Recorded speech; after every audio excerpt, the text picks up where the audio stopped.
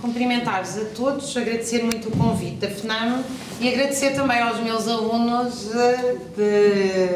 do mestrado da Higiene e Segurança no Trabalho e Relações Laborais, e eles estudam um bocadinho de cada destas áreas, que eu lhes pedi para nós passarmos a nossa aula para aqui, uma vez que eu ia estar aqui, e eles fizeram o favor de se deslocar. Obviamente que o tema lhes diz muito respeito, nós temos descoberto isso nas aulas, que as relações laborais e a forma como se trabalha é determinante para depois compreender o estado dos trabalhadores e também todas as regras de segurança ou não associadas a essa questão. E, portanto, obrigada reiteradamente a eles.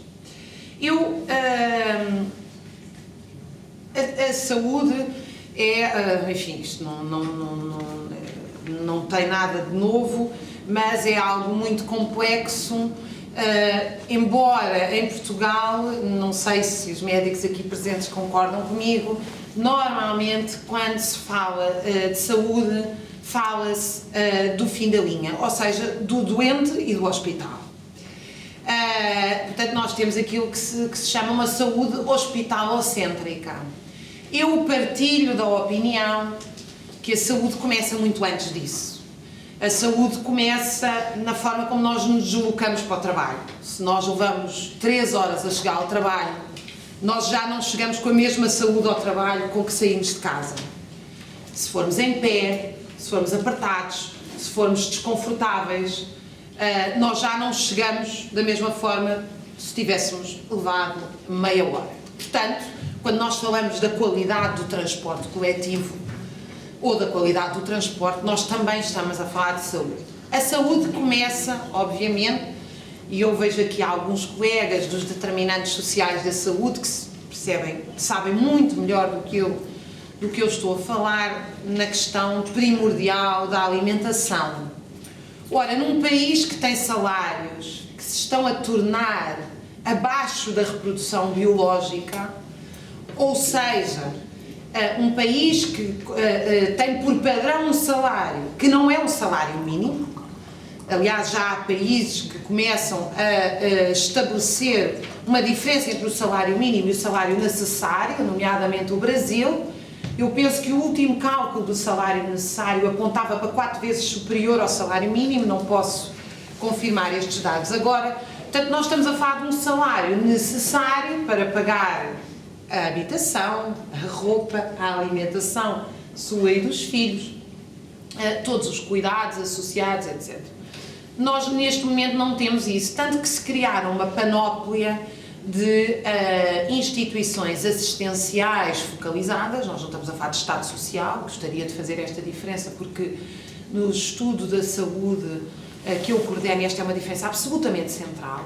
Uma coisa é um Estado universal, Estado Social universal, outra coisa é uma assistência focalizada. Isto vai ser importante para que eu adiante-me, mas vou desenvolvê-lo mais à frente.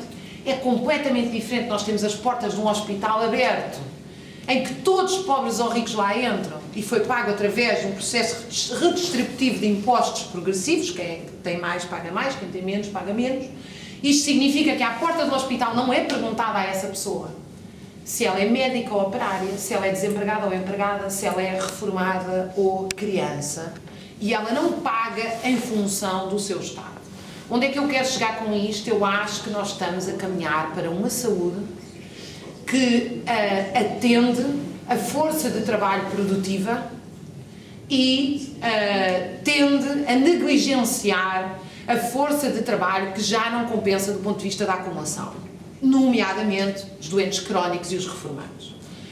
E criam-se uma série de mecanismos institucionais administrativos que apontam para o caminho perigoso de deixar de considerar a saúde, incluindo a saúde do ponto de vista médico, portanto o fim da linha, deixa de ser considerado saúde e passa a se poder ser privatizado no âmbito de cuidados continuados ou outro tipo de cuidados.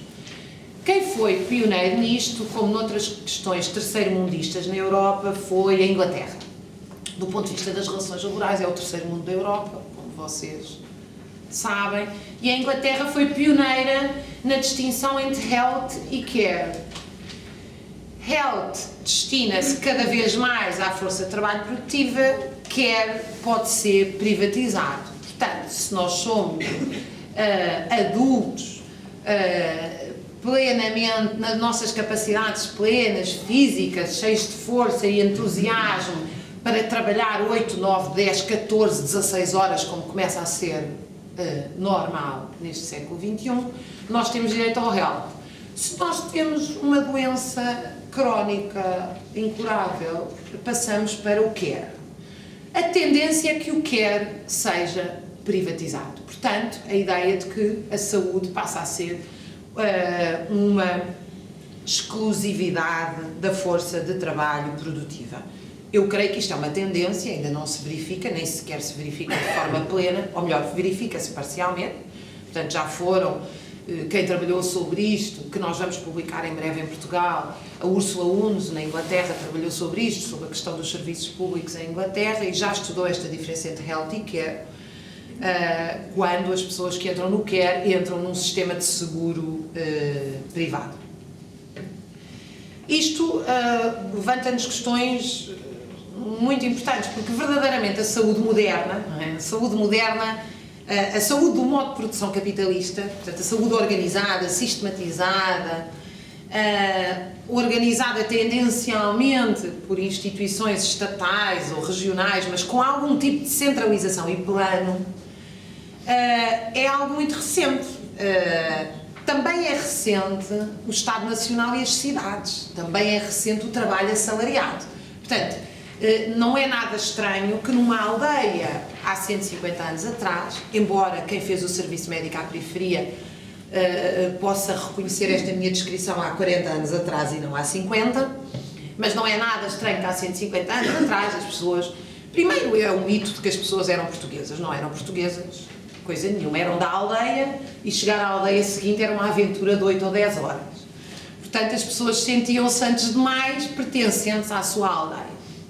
Naquela aldeia havia quanto muito aquilo que se chama um curandeiro, ou não sei se tinha outro nome na altura, alguém que foi de alguma maneira acumulando o conhecimento deixado, porque vejam, até as sociedades primitivas, assim que nas sociedades primitivas se produziu um excedente, ou seja, se autorizou alguém a não trabalhar, por exemplo, como caçador-recoletor ou outro tipo de serviços, se produziu um excedente para que essa pessoa ficasse dedicada a curar os outros, na tribo, ou o mágico, o curandeiro, que não tem só astrologia, obviamente que há todo um processo de evolução, de tentativa e erro, de perceber quais são as bagas, quais são as ervas, quais são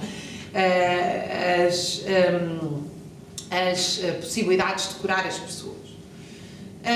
Portanto, ou seja, a ideia de cuidar dos outros e cuidar da sua saúde, dominar a natureza, é disto que nós estamos a falar, ela existe desde que o homem é homem e consegue ter algum controle sobre a natureza. Mas a saúde moderna, como nós a conhecemos, ela é algo absolutamente novo. Eu gosto de brincar com os médicos, sabem aquela anedota que os médicos, a diferença entre médicos e Deus é que Deus não acha que é médico. O saber científico da saúde é algo absolutamente recente. Bom, todo o saber científico, o grande salto da Revolução Industrial dos últimos 200 anos, permitiu-nos adquirir um saber numa série de áreas em que continua a ser absolutamente insuficiente. A anedota podia-se aplicar aos cientistas sociais, ou então aos economistas nem se fala, não é? Há praticamente nada que conseguem prever.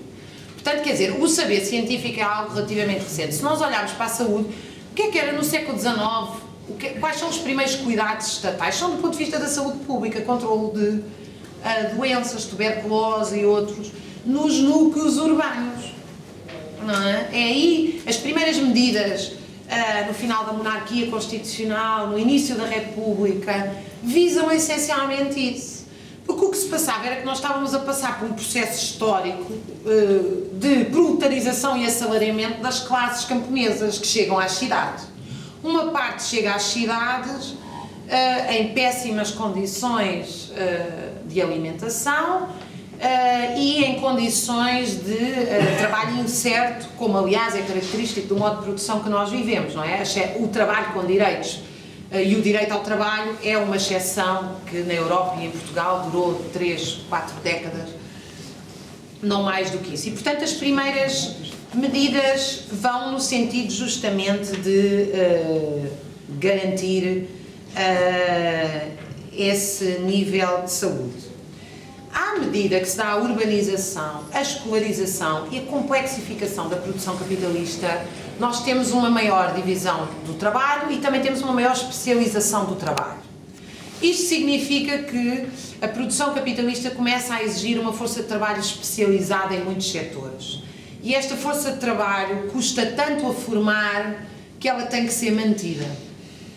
Ou seja, ela não é um operário que morre e é substituído por outro nas obras públicas, porque era assim que eram tratados os operários na viragem do 19 para o 20. Eu diria, aliás, com alguma tristeza, que quando se trata de mão de obra imigrante, clandestina, etc., nós continuamos a ter um padrão não muito distinto desse, apesar de tudo, no século XXI.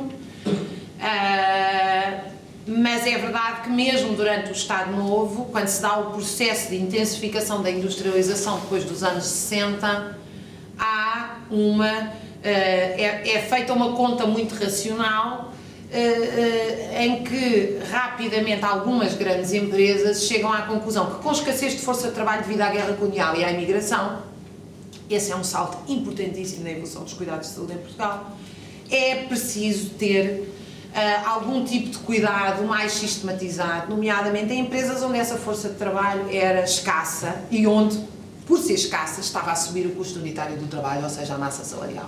Nós estamos a falar, por exemplo, de operários da CUF, etc., aquilo que se chama o paternalismo das empresas tradicionais, não é mais do que a necessidade que reconheceram que têm mais lucro curando rapidamente alguém que se aleija na empresa do que perdendo essa pessoa, porque não é substituível facilmente, porque implica alguns anos de formação. Isso também, obviamente, era feito através de sistemas específicos de saúde dirigidos a alguma força de trabalho, nomeadamente médicos e outros durante o Estado Novo, e também por razões políticas ao funcionalismo público e setores do funcionalismo público. Portanto, os cuidados de saúde eram cuidados de saúde, digamos assim, absolutamente assistenciais e mínimos para a generalidade da população e com alguma proteção social acima da reprodução biológica para força de trabalho escassa ou força de trabalho de difícil reprodução. Nós fizemos uma das maiores revoluções de todo o século XX, como sabem, 1/3 da população envolveu-se em comissões de trabalhadores, moradores, até mais tarde comissões de soldados, e a Revolução mudou isto tudo. A Revolução criou algo absolutamente estranho no modo de produção capitalista, foi uma saúde socialista. Foi uma saúde planificada à escala nacional, centralizada, em que, para garantir essa saúde, foi estabelecido um tipo de regulação da força de trabalho, das carreiras médicas, nomeadamente, e foi dificultado o acesso da criação do mercado privado. E isto permitiu saltos quantitativos e qualitativos que toda a gente reconhece, quer dizer, quase em alguns setores saímos da pré-história e passamos para a história. Eu no outro dia estava a contar um médico amigo que fez as campanhas, as primeiras, portanto, mesmo anterior ao Serviço Médico à Periferia, as campanhas de dinamização, que foram feitas, como vocês sabem, é uma experiência extraordinária, que está por contar, mas houve massivas campanhas de alfabetização e massivas campanhas de saúde, questões absolutamente básicas, e ele chegou a Viseu e havia não sei se foi ele, se foi outro médico, mas havia uma pessoa psicótica ou com outro tipo de problemas, não sei identificar, que estava presa numa jaula na aldeia. A boa notícia é que a primeira coisa que ele pediu quando saiu da jaula foi um cigarro, portanto manteve algum sinal de vida humana. Bom, se vocês pensarem, dizem assim, que brutos, que atrasados tinham uma pessoa presa numa jaula numa aldeia. A verdade é que a aldeia não sabia o que fazer com uma pessoa com aquele nível de problemas. Aliás, as aldeias não sabiam o que fazer com a pessoa que tinha problemas do foro psíquico. As aldeias não sabiam o que fazer com as crianças, porque nós tínhamos uma mortalidade infantil. Não sabiam o que fazer com os próprios filhos. Nós tínhamos uma mortalidade infantil que devia envergonhar qualquer pessoa em 1974, 75, e que mudou drasticamente depois, paulatinamente, com a construção do Serviço Nacional de Saúde, que na minha opinião começa aí, porque estas campanhas de dinamização, a nacionalização das misericórdias, o extraordinário empenho da gestão democrática nos hospitais, tudo isso é um Serviço Nacional de Saúde, tudo isso faz parte, vejam as palavras, Serviço Nacional de Saúde, que implica desde logo a planificação e, portanto, a ausência de concorrência. Eu, pessoalmente, devo dizer que sou contra a concorrência entre público e privado, como entre público e público, que é o que estes governos têm estado a fazer. Não só concorre o público ou o privado em condições de desvantagem com o público, como concorrem dentro do próprio sistema público. Portanto, os hospitais são colocados uns contra os outros a concorrer, pondo em causa a planificação. Claro que todos aqui podem argumentar, devem, na minha opinião, que a gestão, não há nada que garanta cuidado da gestão pública para ela ser pública. Mas eu acho, acho que a experiência de Portugal, ou seja, não é uma questão ideológica, é uma questão muito assente no trabalho empírico. A experiência de Portugal mostrou que o nosso maior exemplo de salto nas qualidades de saúde foi permitido não pela gestão pública, mas pela gestão pública democrática, em que os médicos, os enfermeiros, os utentes tinham um papel fundamental no controle da gestão. Ou seja, uma gestão pública completamente militarizada de cima para baixo, que não tem controle sobre as contas e que está muito pouco ligada diretamente aos profissionais de saúde, e aqui coloca-se um problema de democracia e de eficiência técnica. A saúde é um trabalho muito complexo, ou seja, nós conseguimos produzir carros todos iguais, não vamos conseguir produzir pessoas todas iguais.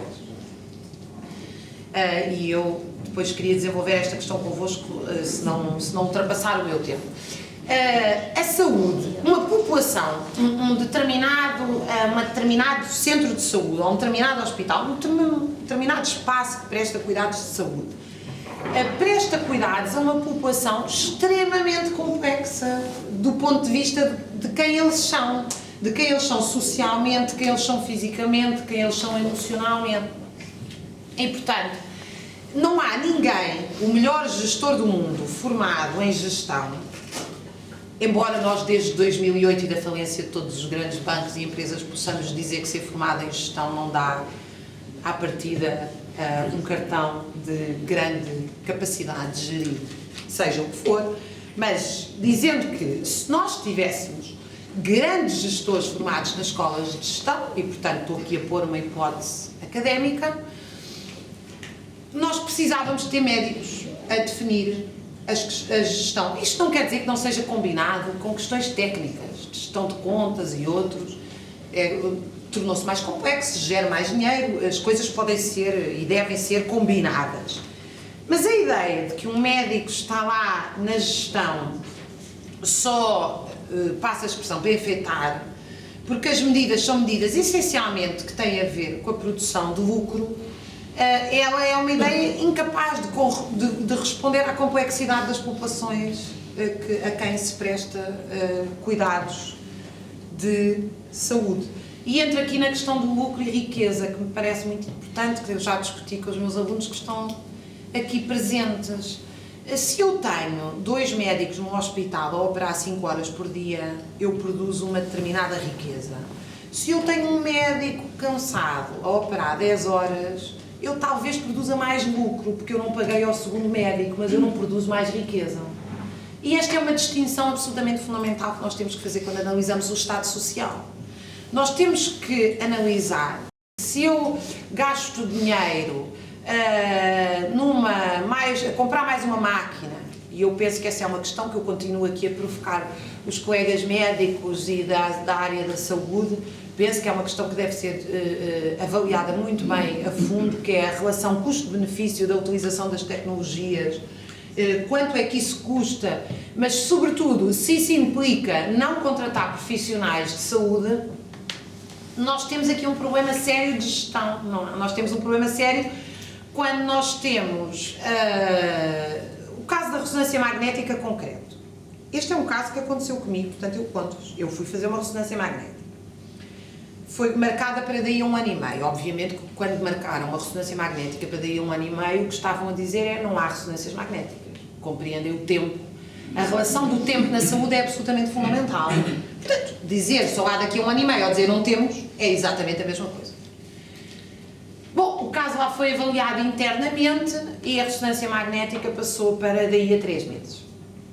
Quando eu cheguei à ressonância magnética, conversei com a técnica, não vou dizer que o hospital aqui é para proteger as pessoas, que me disse que várias pessoas por dia falham nas ressonâncias magnéticas. Porquê? Porque são marcadas para daí a 1 ano, 1 ano e meio, entretanto foram a outro sítio. Portanto, estão os técnicos da ressonância magnética parados. Vejam, quando eu gosto de centrar esta questão no que é a destruição de riqueza. Nós temos os técnicos da ressonância magnética, um aparelho caríssimo, que implica um investimento cujos resultados têm que ser bem medidos, estão parados porque o próprio funcionamento das listas de espera torna absolutamente inviável uma gestão correta dessa produção.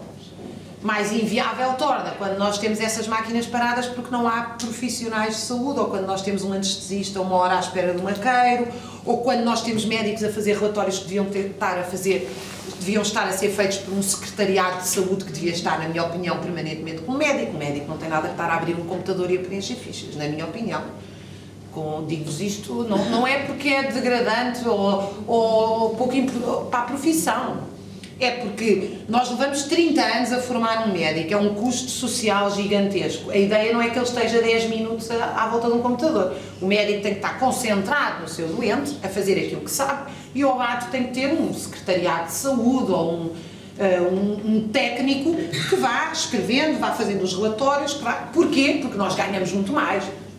Perde-se lucro, porque pagamos a 2 pessoas em vez de uma. Mas ganhamos muito mais porque aquele médico vai ver com mais atenção, com mais gosto, com mais tempo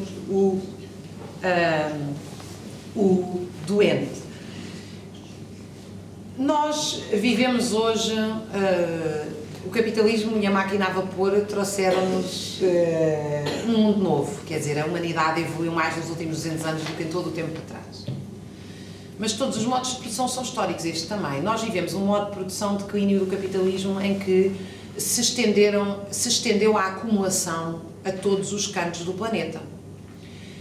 E se o modo de produção capitalista começou com exploradores aventureiros que foram descobrindo a borracha, peles, ouro antes, petróleo depois, nós hoje temos uma imensa dificuldade destes grandes conglomerados produtivo-industriais, financeiros, em garantir uma acumulação e uma rentabilidade de capitais. Eu penso que hoje a saúde é uma borracha, é um ouro, é um petróleo para esta acumulação, ou seja, ela já não é feita fora dos territórios nacionais, ela é feita dentro dos territórios, avançando sobre setores que não eram mercantilizados e que eram de cuidados de prestação. E porquê é que estes setores não eram mercantilizados e, portanto, não sujeitos ao lucro? Porque nós chegámos, digamos assim, não é preciso ser socialista, basta ser humanista para chegar à conclusão que educação, saúde, segurança social e habitação, toda a gente deve ter acesso. Nós devemos ser diferentes e ainda bem.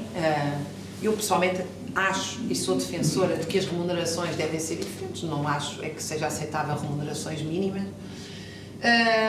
mas não é aceitável que aquilo que diz respeito à sobrevivência das pessoas seja alvo de mercantilização. Mas é isso que se está a passar. Mercantilizar a saúde não tem sido uma tarefa fácil. Não tem sido uma tarefa fácil porque desde logo há a questão da padronização, que é muito importante, que eu gostava de de desenvolver isto por causa da questão do burnout dos médicos. A divisão social do trabalho, ela impõe um aumento da produtividade. Toda a gente faz pequenas tarefas ou faz tarefas mais simplificadas, mesmo quando elas exigem mais formação e mais capacidade científica, há uma especialização e há uma divisão. Não é possível fazer isso na saúde, ou é possível com custos, quer para o doente, quer para o médico, e portanto para todos nós. É possível fazer isso se nós generalizarmos os protocolos e os seguros médicos. Há o doente A, que foi visto em 15 minutos, normalmente 10, porque 5 são para abrir o computador. Ao doente A, que foi visto em 15 minutos, aplica-se o protocolo B, porque garantidamente se aplicar o protocolo B, não se vai ter um processo em tribunal, de qualquer maneira já se tem o seguro C. Isto foi feito nos últimos 20 anos na Inglaterra e em Portugal também, que é aumentar, ou seja, mudar a gestão interna dos hospitais para garantir que a saúde é um produto vendável. Porque a saúde não é um produto vendável se o médico está com o seu doente à frente e ele é que determina quanto tempo e como é que vai fazer o diagnóstico e como é que vai evoluir o tratamento daquele doente. Não é, porque todos os produtos, para serem vendáveis e dar lucro, têm que ser padronizados previamente. Como dizia o Ford, quando lhe pediram: o senhor não pode fazer um carro que não seja preto? Posso fazer todo o carro, todos os carros que quiser, desde que seja preto. Porquê? Porque é a única maneira de dar lucro no modo de produção capitalista, é padronizar as atividades. O artesanato não dá lucro. O artesanato, aliás, como o próprio nome diz, são as pessoas em casa a fazer umas coisas que têm umas ideias para vender. Dá lucro se ele não for artesanato, for produção industrial da China de Gales de Barcelos, isso já dá lucro, como é óbvio. Mas deixa de ser artesanato. Na saúde, portanto, há um processo que tem a ver com metas.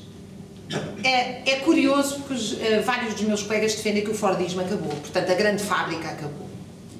Eu tenho defendido que o Fordismo se estendeu a outros setores, inclusive aos hospitais e às escolas. Acredito realmente que hoje um hospital é uma fábrica fordista, onde os mesmos métodos de controle aplicados nas fábricas, os métodos tayloristas e outros, inclusive os toyotistas, estão a ser aplicados, que tem a ver com o tempo, controle do tempo exterior ao trabalhador. Portanto, não é o trabalhador que decide o seu tempo de trabalho, as metas exteriores ao trabalhador. Portanto, isto significa que não é só nos hospitais, eu estou a estudar outras áreas do Estado Social, na Justiça é o mesmo. Portanto, implica, tem que ver X processos em X tempo. O resultado disso é que vai ver pior os processos, não há outra forma de o fazer. O mesmo se passa, aliás, com os alunos. Têm que passar X alunos no final do ano. Têm que passar X alunos. Tem 30 alunos, porque isto para compensar tem que ter 30. 20 já não compensa, já não dá lucro.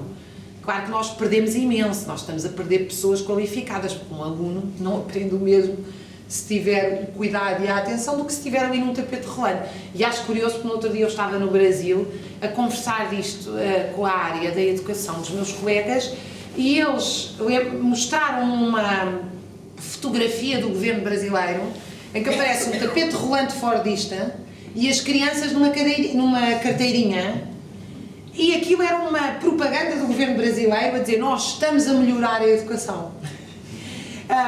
Portanto, a ideia subjacente era que todos vão ter a educação. Mas a outra ideia perigosíssima é que nós estamos a padronizar, e padronizar implica dividir, no sentido de divisão social, implica rebaixamento da qualidade, que me parece muito importante. Portanto, este território virgem, este que era um território virgem da acumulação, a nossa saúde tornou-se um território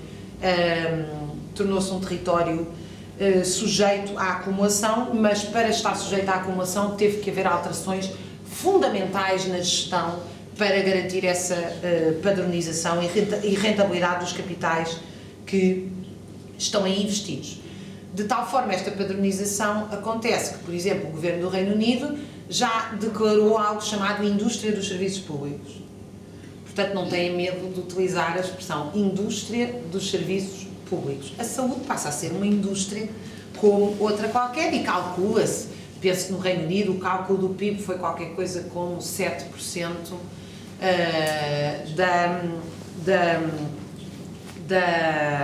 da riqueza. O que também nos leva a outras questões, e estou mesmo a terminar. Num hospital público, a prestação de serviço, por exemplo, o pagamento do médico ou do enfermeiro, isso não faz crescer o PIB. Num hospital privado faz, porque entra uma margem de lucro. Ou seja, nós produzimos mais no hospital público do que no hospital privado, mas o PIB, isto só para lembrar que o PIB não é medida de acumulação de nada. Nós podemos ter um PIB extraordinário e ter o país a ser destruído. Aliás, a Colômbia tem um ótimo PIB, a China, PIBs de países miseráveis é o que, infelizmente, não nos falta. Finalmente, a questão das privatizações clássicas, que eu nem sequer aqui abordei, porque eu penso que é conhecida de todos, que tem a ver com a utilização da ADSE, que eu penso que este Governo está a estender esse processo, ou a fazer muita pressão para estender esse processo, que é a ADSE, ou seja, são os serviços públicos a financiar os serviços privados, uma vez que chegaram à conclusão que não há mercado de setores médios suficientes para financiar os hospitais privados e, portanto, isso vem pela via dos serviços públicos. Eu acho que é possível mudar esta situação, porque a mesma produção em cadeia que está a pôr em causa, por exemplo, uma das razões que os médicos têm muito burnout tem a ver com o processo de alienação. Um médico, quando escolhe a profissão de ser médico, quando foi para médico, vai à procura de um trabalho criativo e quando é colocado perante a padronização, entra naquilo que o de Jure, também é o médico e o estudioso no sofrimento do trabalho, chama o sofrimento no trabalho para evitar o enlouquecimento no trabalho. Portanto, nós deixamos de ter empatia com os outros, é aquilo que muitas vezes os doentes em Portugal se queixam, que eu própria não compreendia durante uns anos. Eu via, mas não compreendia. Porque é que muitas vezes os médicos olham para nós como se nós não estivéssemos lá. Eu hoje tenho a certeza que grande parte disso não vem só do cansaço, das condições laborais ou da arrogância ou de tantas coisas que têm sido lançadas para a fogueira como análise. Vem exatamente da descrição que o de Jure faz da loucura no trabalho. Nós, e o mesmo acontece com os professores, a falta de empatia, que é uma característica essencial do burnout, é uma defesa contra o burnout, contra o esgotamento. Porquê? Porque para um médico ou para um professor, estar a ser confrontado com o seu doente que querem tratar, que querem curar e não ter condições para o fazer, coloca-os em sofrimento. E a resistência a esse sofrimento é quebrar a relação emocional, que é o que a Ursula Lunes diz com um brilhantismo enorme para o Reino Unido, diz: uma das razões mais difíceis de fazer a privatização da saúde e das escolas tem a ver com o facto de que é muito difícil convencer os profissionais do fim da linha, que estão diretamente com o aluno ou com o doente, que eles estão a lidar com uma mercadoria e não com um aluno individual ou com um doente individual. Obrigada pela vossa atenção.